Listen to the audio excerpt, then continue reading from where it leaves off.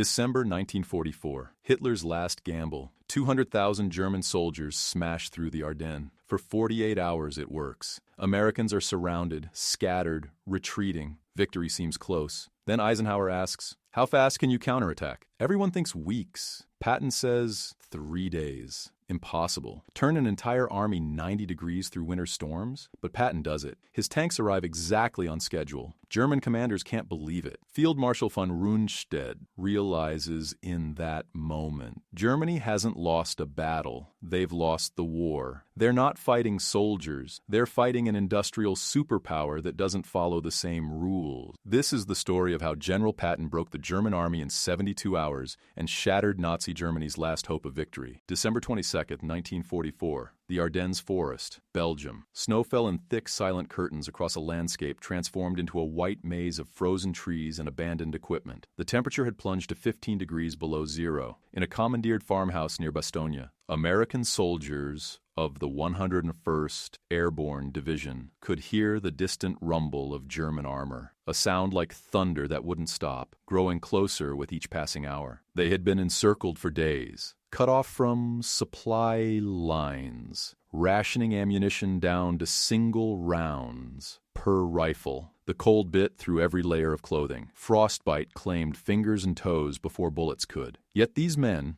these paratroopers who had jumped into Normandy 6 months earlier, maintained their positions with a grim determination that would have seemed impossible to the German commanders orchestrating the offensive that surrounded them. Because 50 miles to the south, in the fortress city of Luxembourg, another sound was building, the roar of tank engines, hundreds of them, as General George S. Patton Jr. executed what military historians would later call the most remarkable pivot maneuver in modern warfare. Within 72 hours, Patton would wheel his entire Third Army 90 degrees north through winter conditions that made movement seem impossible, smash through the southern flank of the German offensive, and relieve Bastogne in a display of logistical mastery and tactical audacity that would force Field Marshal Gerd von Rundstedt, the architect of Hitler's last great gamble in the West, to make an admission that shattered the final illusions of German military superiority. The offensive had begun with such promise for the Wehrmacht. On December 16th, 3 German armies, more than 200,000 men supported by nearly 1,000 tanks, had erupted from the Ardennes forest in a massive surprise attack aimed at splitting the Allied lines, capturing the vital port of Antwerp, and destroying 4 Allied armies in the process. Hitler had named it Wacht am Rhein, Watch on the Rhine, a deliberately defensive-sounding code name meant to disguise offensive intentions. The plan relied on speed, surprise, and winter weather that would ground Allied aircraft and negate American material superiority. For the first 48 hours it worked. German spearheads drove deep into American positions, creating a bulge in the Allied lines that would give the battle its name. Entire American regiments were surrounded, captured, or scattered. The roads to the Meuse River lay tantalizingly open. In his headquarters, Hitler studied maps with an excitement his staff hadn't seen in months, convinced that this offensive would recreate the miracle of 1940, when German panzers had accomplished the impossible and brought France to its knees in 6 weeks. But Hitler's plan had a fatal flaw, one that von Rundstedt had recognized from the beginning, but had been powerless to address. It underestimated the American capacity for rapid response, and it catastrophically underestimated one man in particular, George Patton. While other Allied commanders reacted to the German breakthrough with shock and confusion, calling for defensive measures and consolidated lines, Patton saw opportunity. On December 19th, at an emergency conference in Verdun, Supreme Allied Commander Dwight Eisenhower asked his generals how quickly they could mount a counterattack. Patton's answer stunned the room. On December 22nd, with 3 divisions. His staff officers knew he wasn't boasting. They had been preparing contingency plans for days, anticipating that the German offensive would create exactly the kind of fluid, mobile battle that Patton's mechanized warfare doctrine was designed to dominate. What seemed impossible to everyone else, turning an entire army 90 degrees in 72 hours through winter conditions over icy roads in the midst of the largest German offensive since 1940, was to Patton simply a matter of superior planning, superior logistics, and the uniquely American approach to war that German commanders had consistently failed to understand. To comprehend the magnitude of what Patton accomplished and why it broke von Rundstedt's confidence so completely, one must first understand what the German High Command expected from American forces in winter 1944.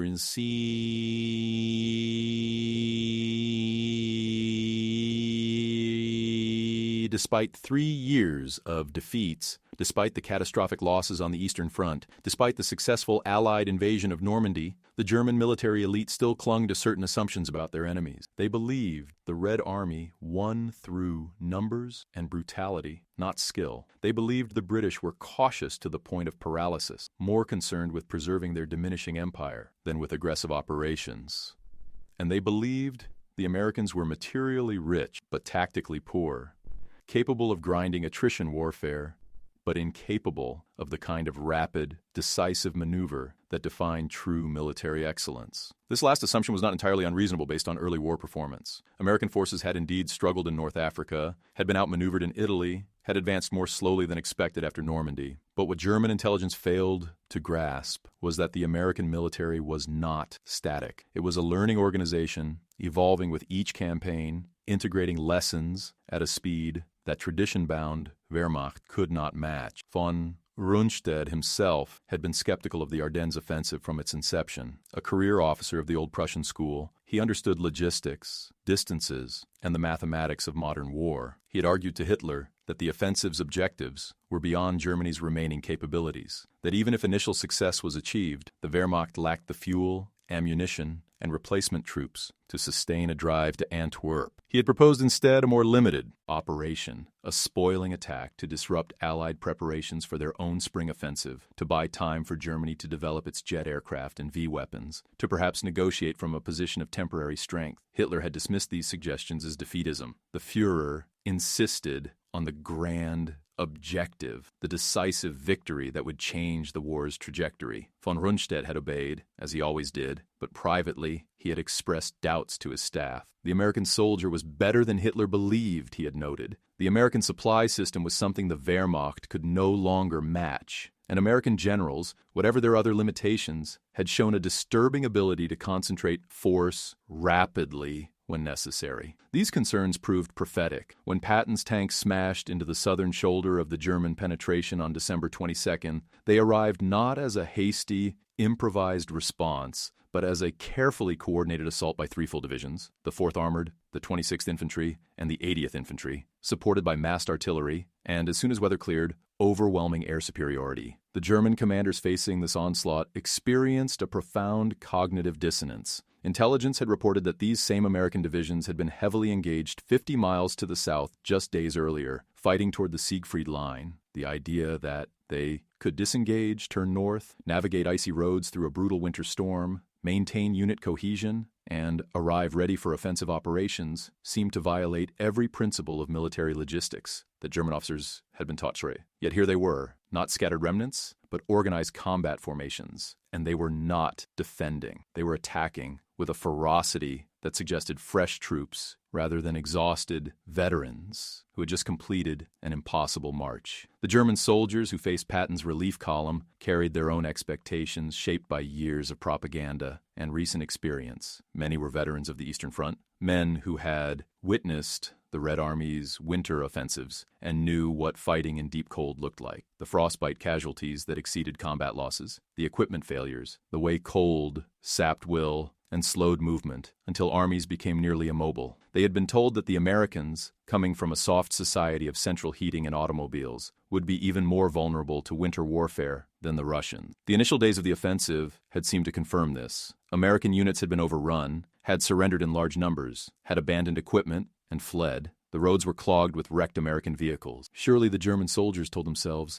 the Americans would need weeks to recover from such a blow, would fall back to consolidated positions, and wait for spring before attempting any major operations. What they encountered instead shattered these assumptions. Patton's columns moved through weather that should have immobilized them. When German units established blocking positions, expecting to halt the American advance for days while reinforcements arrived, they instead found themselves bypassed within hours, surrounded, forced to surrender or retreat before they could even properly dig in. The 4th Armored Division, Patton's spearhead, covered 11 miles on December 22nd alone, a pace that seemed impossible given the conditions. A German regimental commander captured near the town of Bougainville would later tell his interrogators with a mixture of awe and bitterness, "We thought we were fighting in winter. We thought the cold was our ally, that it would slow the Americans more than it slowed us. But they came as if it were summer. Their tanks had fuel when ours were dry. Their soldiers had winter clothing when we were wrapped in newspapers and blankets. They had hot food delivered to the front lines while we hadn't seen a warm meal in a week. How do you fight an enemy who doesn't seem to notice the same conditions that are killing you?" This material disparity was not accidental. It was the physical manifestation of fundamentally different approaches to war. German logistics in late 1944 were a catastrophe of improvisation and scarcity. Fuel allocations were measured in liters per vehicle, ammunition in rounds per gun. Units received supplies not based on operational need, but on whatever happened to be available, transported by a rail network under constant air attack, distributed by a truck fleet running on wood gas generators and ersatz tires that disintegrated on frozen roads. The Ardennes offensive had been allocated fuel sufficient for barely half its operational requirements, with the insane expectation that advancing units would capture American fuel dumps to continue their advance, a plan that assumed American incompetence and German success in equal measure. When weather grounded Allied aircraft during the offensive's first days, German commanders had briefly celebrated, believing they had neutralized American air superiority. What they failed to recognize was that American logistics didn't depend on air superiority. It was merely enhanced by it. Even without air support, American supply columns moved with ruthless efficiency, delivering ammunition, fuel, food, and medical supplies to frontline units at a rate German quartermasters found incomprehensible. Patton's relief operation demonstrated this disparity. With brutal clarity, each of his divisions consumed approximately 500 tons of supplies per day: fuel, ammunition, rations, spare parts, medical supplies. Sustaining 3 divisions on the move in winter over damaged roads required the daily delivery of 1,500 tons of materiel. Patton's logistics officers accomplished this not through superhuman effort, but through systematic application of American industrial and organizational advantages. Standardized equipment meant spare parts were interchangeable. Redundant supply routes meant that if one road was blocked, convoys simply used another. Massive stockpiles built up over months of preparation meant that sudden demands could be met without crisis. Dedicated truck companies, many driven by African-American soldiers whose contributions to victory would be shamefully underrecognized for decades, maintained a constant flow of supplies, regardless of weather, road conditions, or enemy action. To German observers, it seemed like magic. To American planners, it was simply the difference between a logistics system designed for abundance and one designed for scarcity. But perhaps no single item symbolized this disparity more perfectly than coffee. Hot coffee. Fresh brewed coffee delivered to American soldiers in insulated containers that kept it warm for hours. German prisoners captured during Patton's advance spoke of this coffee with a reverence that bordered on obsession. Not because it was luxurious, though compared to the acorn-based ersatz coffee that was all the Wehrmacht could provide, it certainly was, but because of what it represented. Coffee meant a supply system so robust that it could deliver a non-essential comfort item to frontline troops in the middle of a winter battle. Coffee meant heating equipment, fuel to run it, and transportation capacity to spare for something that had no tactical value. Coffee meant an army that treated its soldiers as human beings, whose morale and comfort mattered, rather than as expendable assets to be consumed in the furnace of total war. A German lieutenant captured on December 24th, as Patton's forces broke through to Bastogne, would later describe watching American soldiers during a brief lull in fighting. They were sitting on their tank, drinking coffee from metal cups, eating chocolate, smoking cigarettes, as relaxed as if they were on a peacetime exercise. Meanwhile, my men were so cold they could barely hold their rifles, so hungry they had been eating tree bark, so exhausted they were falling asleep standing up. And then the Americans finished their coffee, climbed back into their tanks, and continued attacking. That's when I understood we had already lost. Not because they were better soldiers. Our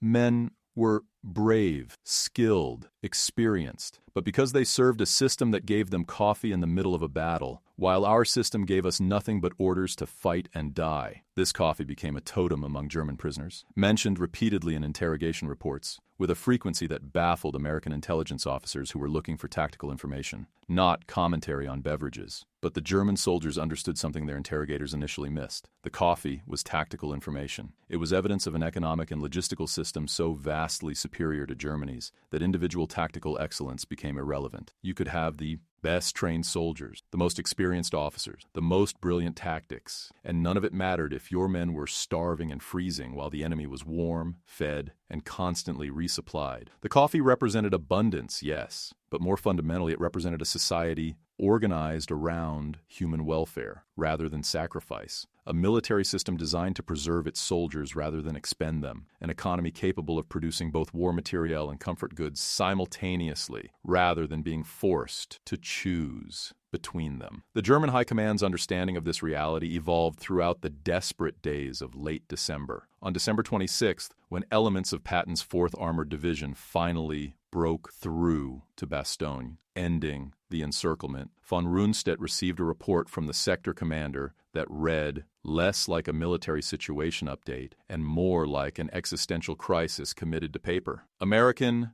relief force arrived with full fuel loads, full ammunition loads, and fresh rations, including hot meals. Their vehicles show no signs of mechanical breakdown despite conditions. Their soldiers appear well rested despite continuous operations. Our own forces, in contrast, are at 30% fuel capacity, 40% ammunition capacity, and have not received hot rations in 8 days. Equipment losses from mechanical breakdown exceed combat losses. Troop morale is deteriorating rapidly. Request immediate resupply and reinforcements. Von Rundstedt's notation on this report, preserved in captured German documents, was 2 words. Mit was? With what? This was the question that haunted von Rundstedt as Patton's counteroffensive gained momentum. With what would Germany resupply its forces? With what fuel when synthetic fuel plants were being systematically destroyed by Allied bombing? With what ammunition when factories were rubble and rail transport was paralyzed? With what reinforcements when the Reich had already conscripted every male between 16 and 60 and still couldn't fill out its divisions? The Ardennes offensive had been predicated on the assumption that bold action and tactical surprise could overcome material disadvantage. Patton's response had proven this assumption catastrophically wrong. The Americans had absorbed the initial blow, reorganized faster than thought possible, and mounted a counteroffensive of such strength and speed that it revealed the true balance of power, a balance so tilted in favor of the Allies that German skill and courage had become tragic rather than decisive. By December 28th, as Patton's forces continued to grind northward, expanding the Bastogne corridor and threatening to cut off the German spearheads that had driven deepest into American lines, von Rundstedt made a request to Hitler that was unprecedented in its implications. He asked permission to withdraw German forces from the Ardennes, to retreat to defensible positions, to preserve what remained of the Panzer, divisions for the defense of the Rhine. Hitler's response was predictable, a furious refusal, an order to continue the offensive, accusations of defeatism. But von Rundstedt's request itself was significant. Here was Germany's senior field marshal, the man who had planned the invasion of France in 1940, the architect of some of the Wehrmacht's greatest victories, effectively admitting that the offensive had failed and that continuing it would only result in the destruction of forces Germany could not afford to lose. The private conversations that followed this exchange, documented in post-war interrogations and memoirs, reveal the depth of von Rundstedt's disillusionment. To his staff officers, he reportedly said, "We gambled everything on the assumption that the Americans would need time. Time to recover from our initial blow, time to reorganize, time to bring up reserves. We believed their system was ponderous, bureaucratic, slow to react. Patton has proven us wrong. He has moved an entire army faster than we can move a single division. He has sustained offensive operations in conditions that have stopped our own advances cold. He has done this not through tactical brilliance, though he is certainly competent, but through a logistics system we cannot hope to match. We are not losing to American soldiers. We are losing to American trucks, American factories, American organizational efficiency. And there is no tactical maneuver, no operational art, no amount of German courage that can overcome such a disparity." These words, coming from a man who had spent his entire adult life in the German military, represented a fundamental shift in understanding. Von Rundstedt was not admitting defeat in a single battle. He was acknowledging that Germany had lost the competition of systems, that the fascist model of militarized society had been comprehensively outperformed by the American model of industrial democracy. This was not an admission his peers wanted to hear. Other German commanders continued to blame tactical failures, to insist that with more resources, better weather, greater effort, victory was still possible. But von Rundstedt had seen the truth that Patton's relief of Bastogne made undeniable. The Wehrmacht was not fighting an army, but an economic juggernaut. And the outcome had been determined not at Bastogne, but in Detroit, Pittsburgh, and Chicago, where American industry had built the tools of modern war at a scale Germany could not match even in its best years, let alone in late 1944, with its cities in ruins and its workforce decimated. The transformation this realization wrought was evident not just in von Rundstedt's increasingly pessimistic reports to Berlin, but in the actions of German soldiers throughout the Ardennes pocket. Surrender rates spiked. Entire units began to fade away, soldiers slipping off into the forests to make their way back to German lines individually, rather than face encirclement and capture as organized formations. Officers reported discipline problems that would have been unthinkable earlier in the war. Men refusing orders, abandoning equipment, even staging small mutinies. These were not the actions of an army that believed victory was possible. These were the actions of men who had glimpsed the disparity between their own exhausted, undersupplied, freezing existence and the American forces that moved through the same winter landscape as if it were nothing more than a minor inconvenience. They had seen Americans drinking hot coffee while German soldiers died of exposure. They had watched American medics treat wounded with morphine and plasma, while German wounded received aspirin and empty promises. They had witnessed American tanks advancing with full fuel loads, while German panzers sat immobile, drained dry, used as static artillery pieces because there was no fuel to move them. By January 3, 1945, when Patton's forces linked up with elements of the First Army attacking from the north, effectively trapping thousands of German soldiers in a rapidly shrinking pocket, the outcome of the Battle of the Bulge was no longer in question. The German offensive that was supposed to split the Allied armies and turn the tide of the war had instead become a meat grinder that consumed the last effective reserves of the Wehrmacht. Over 100,000 German casualties. 700 tanks destroyed or abandoned. Fuel expenditure that left German forces defending the Rhine with barely enough gasoline to move their vehicles into position. And all of this accomplished nothing except to delay the inevitable by a few weeks, while making that inevitable end even more catastrophic. Hitler predictably blamed everyone except himself. Von Rundstedt lacked aggressiveness. Division commanders had failed to push hard enough. The troops had not shown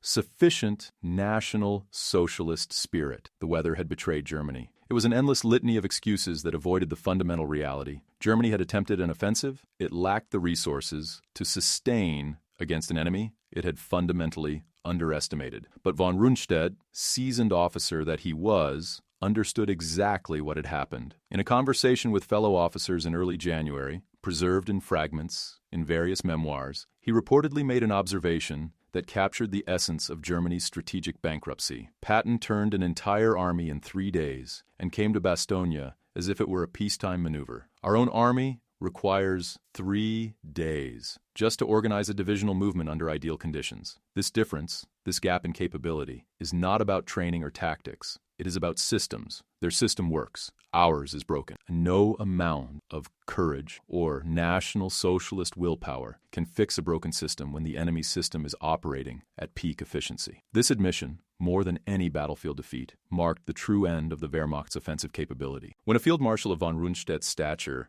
acknowledged that Germany was not merely losing battles, but was operating with a fundamentally inferior military system, it represented a collapse of institutional confidence from which there could be no recovery. The German military had built its identity on the myth of tactical and operational superiority. The idea that German training, German discipline, German military tradition made the Wehrmacht superior to any enemy, regardless of material factors. Patton's relief of Bastogne had demolished this myth. He had demonstrated that in modern mechanized warfare, logistics was strategy, that the ability to move and sustain forces was more decisive than the ability to maneuver on the battlefield, that an army backed by an industrial economy of abundance would defeat an army backed by an economy of scarcity, no matter how brave or skilled the latter's soldiers might be. The coffee that American soldiers drank in those freezing December days became, in the months that followed, a symbol of this systemic disparity. German veterans of the Ardennes would speak of it in POW camps in post-war interviews, in memoirs, written decades later, always with the same sense of disbelief and defeat. How could they have been expected to win against an enemy so wealthy that it could deliver hot coffee to soldiers in active combat? How could German tactical excellence compete with an enemy who treated coffee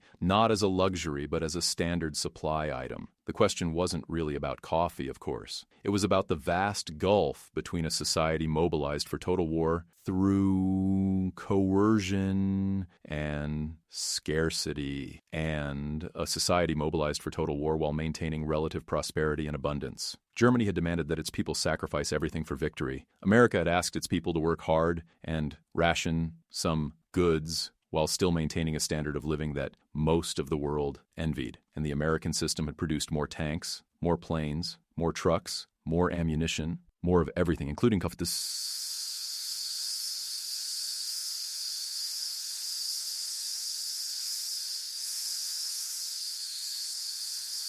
German system could match even at its peak. Von Rundstedt's frank assessment of this reality did not make him popular with the Nazi leadership. In March 1945, as Allied forces crossed the Rhine and the final collapse of the Third Reich accelerated, Hitler dismissed von Rundstedt for the final time, replacing him with younger, more ideologically committed officers who still believed in miracle weapons and final victories. But by then, von Rundstedt's assessment had been vindicated beyond any doubt. The Wehrmacht was disintegrating not because its soldiers had lost the will to fight. Many continued to resist with desperate courage, but because the system supporting those soldiers had completely broken down. There was no fuel for the tanks, no ammunition for the guns, no food for the men. Meanwhile, American forces drove into Germany with supply lines so robust that frontline troops received not just necessities, but also amenities: cigarettes, chocolate, coffee, even fresh vegetables flown in from France. The contrast was so stark that German civilians, witnessing American troops for the first time, often expressed shock not at American military might, but at American abundance, at soldiers who seemed more like tourists than conquerors, well-fed and relaxed, distributing candy to children, as if war were just an unpleasant job rather than an apocalyptic struggle for existence. The historical record is unambiguous about Patton's achievement in late December 1944. Military analysts have studied his relief of Bastogne for decades, using it as a case study in operational flexibility, logistical planning, and leadership under pressure. The maneuver is taught at staff colleges worldwide as an example of how superior planning and execution can overcome initial disadvantage. But these tactical and operational lessons, while valid, sometimes obscure the deeper truth that von Rundstedt glimpsed in those bitter January days. Patton's success was not primarily about his personal brilliance or his army's tactical skill. It was about the system behind him, the industrial capacity, the logistical infrastructure, the organizational culture that made such rapid redeployment possible. Patton could turn his army in 3 days because American industry had built enough trucks to move it, enough fuel to power those trucks, enough spare parts to keep them running, enough food to feed the soldiers, and enough organizational efficiency to coordinate all these elements seamlessly. Von Rundstedt could not have executed a similar maneuver, even if he had possessed Patton's aggressive temperament, because the German military system in late 1944 simply lacked the material and organizational resources to support such an operation. This systemic advantage extended beyond logistics into every aspect of military operations. American soldiers in the Ardennes fought knowing that if they were wounded, they would receive rapid medical treatment, that if they were captured, the Geneva Conventions would likely be observed, that if they were killed, their families would receive death benefits and support. German soldiers fought knowing that wounds often meant death from lack of medical supplies, that capture meant uncertain fate, that death meant their families would receive a brief notification and nothing more. American units could request and receive air support, artillery support, armor support with a confidence born of experience. German units requested such support knowing it probably wouldn't arrive, that air support was a fantasy, that artillery had no ammunition, that armor had no fuel. These disparities accumulated into a psychological burden that no amount of ideological indoctrination could overcome. German soldiers weren't just fighting Americans. They were fighting the knowledge that they were outmatched in every category that mattered, that the system supporting them was collapsing, that every day of continued resistance was just delaying inevitable defeat while adding to the casualty lists. In the final analysis, what von Rundstedt admitted when Patton shattered the Ardennes offensive was this: Germany had lost not because its soldiers were inferior, not because its generals were incompetent, not because its tactics were flawed, but because it had entered a modern industrial war with an economic and political system fundamentally unsuited to such a contest. Fascism, with its emphasis on hierarchy, coercion, and sacrifice, could mobilize a nation for war and could achieve impressive initial successes through surprise and tactical excellence. But it could not sustain a long war against an opponent with superior resources organized through superior systems. American democracy, for all its apparent inefficiencies and internal contradictions, had proven capable of mobilizing industrial might at a scale no authoritarian system could match, while maintaining enough personal freedom and economic prosperity to keep morale high and workers productive. This was the lesson of Bastogne. Not that American soldiers were braver than German soldiers, not that American generals were smarter than German generals, but that democratic industrial capitalism, when fully mobilized, generated more combat power than fascist militarism could hope to counter. The snow continued to fall across the Ardennes through January 1945, covering the wreckage of the German offensive, burying the abandoned tanks and trucks and equipment that marked the high water mark of Hitler's last gamble. American forces pushed forward, driving the Wehrmacht back toward the Rhine, reclaiming ground and then advancing beyond it. And in the warmth of American field kitchens, coffee continued to brew. Hot, fresh, abundant coffee that American soldiers drank without thinking about what it represented, without understanding that this simple beverage had become a symbol of victory to men on both sides of the battle lines. To the Americans, it was just coffee, a normal part of their rations, nothing special. To the Germans who saw it, who smelled it, who heard about it from prisoners, it was everything. Proof of abundance, evidence of a system that could deliver comfort even in the midst of combat. A daily reminder that they were fighting an enemy who operated under completely different constraints than they did, an enemy for whom hot coffee in winter was standard rather than miraculous. Von Rundstedt lived to see the end of the war, surviving long enough to be interrogated by Allied intelligence officers curious about his perspective on the conflict. In those interrogations, conducted in the summer of 1945, with Germany in ruins around him, he returned repeatedly to the Ardennes offensive and Patton's relief of Bastogne. He spoke of tactical mistakes, certainly, and operational miscalculations. But more than that, he spoke of systems, of the American system that could move armies faster than Germany could move divisions, that could sustain offensives that ground German defenses to dust, that could deliver hot coffee to soldiers fighting in freezing forests. He spoke with something approaching admiration for what America had accomplished, not militarily, but organizationally. And he spoke with bitterness about what Germany had lost, not just the war, but the future, having bet everything on a system that promised strength through